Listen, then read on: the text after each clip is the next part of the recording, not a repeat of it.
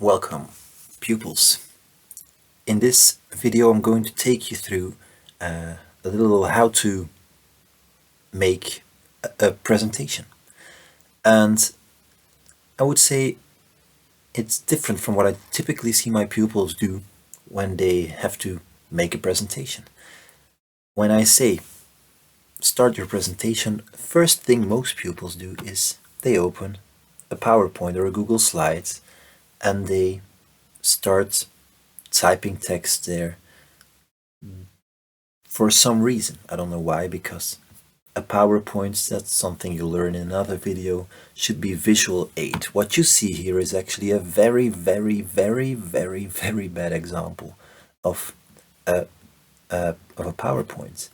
So that will be, of course, the topic of another video. Today I'm going to talk about your text.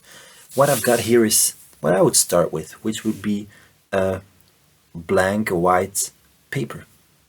You don't need to do this on a laptop.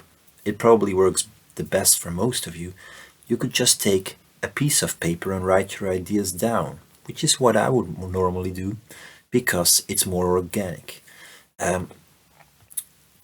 First thing I always do when I need to do a presentation is to think about, obviously, what do I need to do? There are two questions that I ask myself.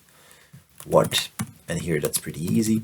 We need to make a presentation about an endangered animal.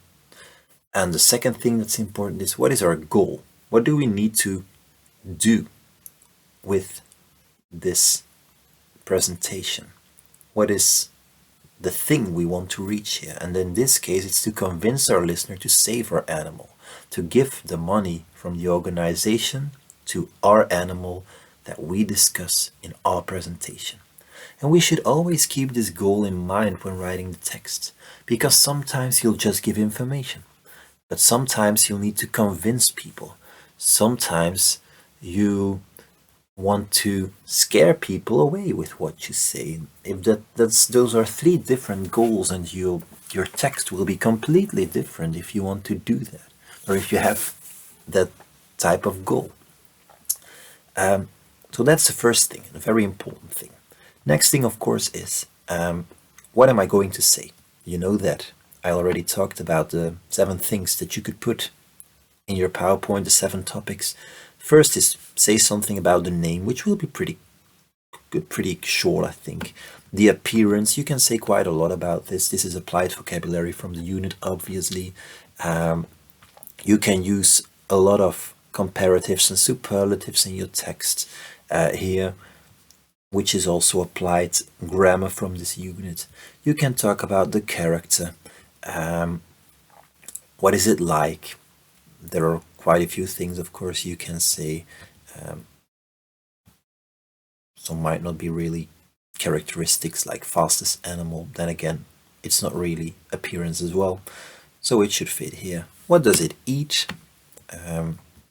This won't be something quite convincing. It's just some information, in this case habitat as well.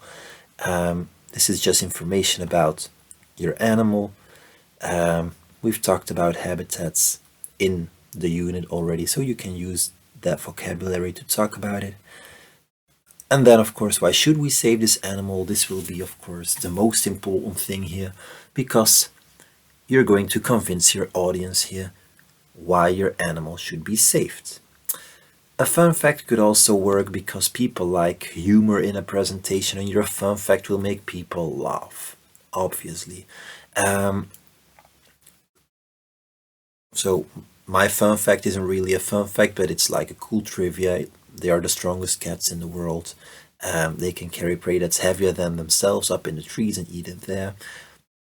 I thought it was a pretty cool thing. It was also the coolest thing I found about the Amur leopard, so I had to use that. You can see that I write pretty much of my text out because it's not really that much effort, and it's quite some help to get you started once you start practicing this presentation, because obviously you'll need to do that. It's not enough to just print your paper, come to class and then read it, because that's a terrible presentation. You should take this, your text. You don't need to write everything in full. But if you like that, feel free to do so as a starting point. And then practice it at home, in front of a mirror, in front of your parents, in front of your brother. I don't mind, but make sure you get used to what you're going to say so that it sounds natural.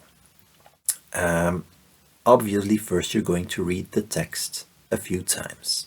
And if you have the entire text, it's pretty simple. But then I would suggest that you try, for instance, the block character. Okay, if you still remember what you were going to say, try to say it without looking at your text. And if you lose track of what you're saying, take a look at what's still left, and then pick up the thread and continue. And practice each part that way.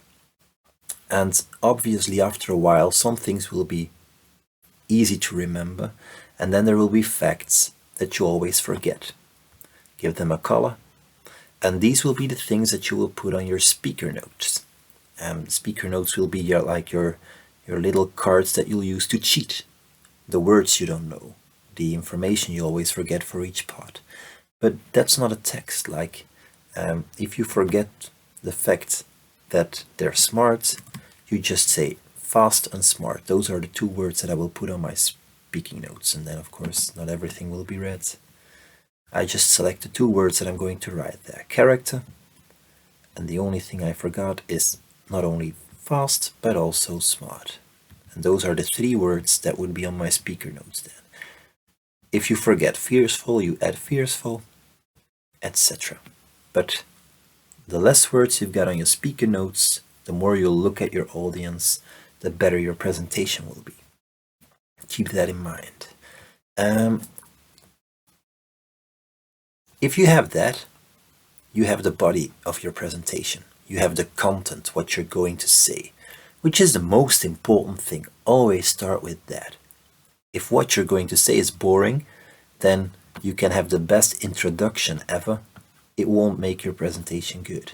You can have the best conclusion ever, but your conclusion will just summarize boring things, which is also pretty sad. So, conclusion is the one but last thing that you'll do. You do this after you finish the text because you're going to summarize in a few lines what you just said, the most important things from your presentation. What do you want your audience to remember in 3 or 4 lines? And then in the end, of course, you're going to remind your audience what your goal was. They have to vote for you. They have to save the best animal in the world. So that's what I have as a final conclusion. And this is a good conclusion. You summarize the information. If you have a really funny fact, make sure to mention that because people love to laugh again.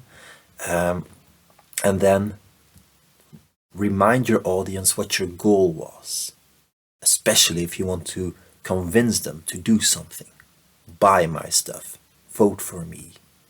Always remind them because they'll forget. If you've written your conclusion, excellent. Once again, you'll practice it until you know what you're going to say, and then you write your introduction. An introduction is a difficult thing, which we'll talk about in a different video because it deserves some extra effort.